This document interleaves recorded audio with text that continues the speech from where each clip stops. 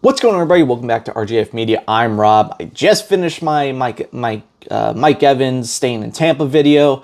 There's another thing I want to talk about, but I want to make two separate videos. This one being the news about Jeff Ulbrich. Him and San Francisco having mutual interest in him joining their staff as the defensive coordinator.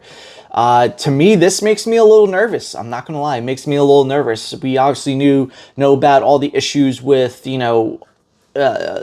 members of this coaching staff moving on to other teams, some of them lateral moves, some of them, an increase in role, whether it's, assistant coordinator or whatever the case may be. We knew about the offensive issues, but on the defensive side of the ball, we seem pretty solid. We seem pretty rock steady.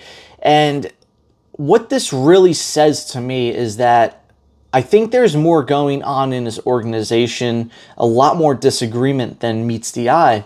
The Jets like to paint the picture that, everything's fine, we know what we're doing, but behind closed doors, obviously we know it's a different story. So the way I'm seeing it, I think Jeff Ulbrich's looking at the situation that happened the past 2 years. His team just completely collapsing, just inept on offense. The defense basically being asked to go out and win games for this team, especially when the offense can't score. They can't sniff the end zone for weeks at a time. I think Jeff Ulbrich might just be tired of that.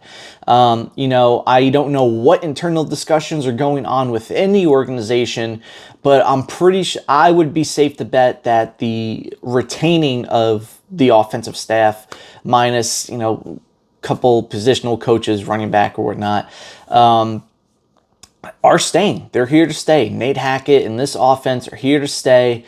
Aaron Rodgers keeps his friends, and everything is honky-dory according to Jets management. But I think Jeff Ulbrich is looking at the situation and saying, it's not right to keep the most abysmal offensive coaching staff in the history of the New York Jets, possibly, and still demand that my side, my group, goes out and performs and overperforms in a way that it's up to us for this team to win. And then, you hear the whole McCole Hardman situation and what he had to say about the Jets, saying the offense was basically free-for-all. Guys were just allowed to basically do whatever they wanted, and still gave the defense side of the ball credit, saying there's a lot more standard over there, there's a lot more discipline. I think Jeff Ulbrich, looking at that, also says, why am I being held to a higher standard than everyone else? The offensive side of the ball, they can do whatever you want. But we have to be the rock of this team. We're the ones that have to go out and set the example, and that example's not being followed on the offensive side of the ball. So especially with the whole San Francisco thing, it was a lateral move. It was a defensive coordinator position with the Jets, going from that to now the defensive coordinator of the San Francisco 49ers.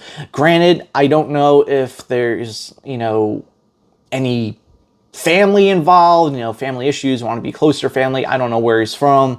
But to me, it's a little weird, especially going to Rob Saleh's old team.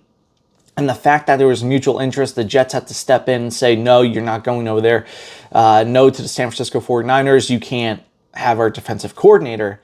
And I think really, I think during the season we might, especially if the offense is severely underperforming, I think that we are going to see some major locker room turmoil if in fact it was the reason being Jeff Ulbrich just wanted to get out of here because he didn't want to be in this scenario anymore. Look, I've said it before in previous videos. I think you make Jeff Ulbrich the assistant or the runner-up to the head coach, and if anything goes wrong, I think you throw Ulbrich in there as head coach. Because, again, you see the defensive side of the ball. They are disciplined, they play hard, they play well, and they do their job on the offensive side of the ball. That's just not happening, and I think if Ulbrich came in as head coach, interim head coach, I think there would be a lot more standards set in this organization.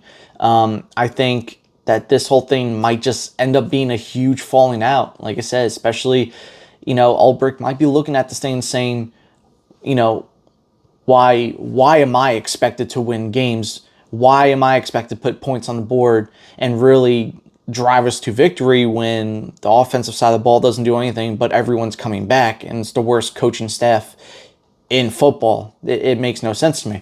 So I think that's the way Ulbrich might be looking at it. And the thing is, if Ulbrich just decides to leave, who are you replacing him with at defensive corner? Is it Aaron Wycott, the defensive line coach? Is it the cornerbacks coach, who's Tony Oden? You slipped my mind for a second. Tony Oden. What is the plan? I think this is where the Jets really have to do some soul searching. And this organization and Woody Johnson and Joe Douglas and Rob Saleh really have to put their foot down and say, okay, this is the standard. We're not going to take anything less. We've been a laughing stock for way too long, and we've completely collapsed the past 2 years. So, like it or not, this is the standard. This is what we're going to achieve, and we're not taking anything less. But let me down in the comments down below. What do you think? What do you think all this stems from? What do you think this leads to? What do you think this means for the Jets as an organization as a whole? Do you think there's bitterness with Jeff Ulbrich and just the team and the offense side of the ball and Rob Saleh and the organization as a whole? I think this is really interesting. Combine's over. I'm curious to see what's going to happen going forward. But, like I said, like, share, subscribe. Hit the notification bell so you're notified every time I make a new video. And until then, let's go Jets.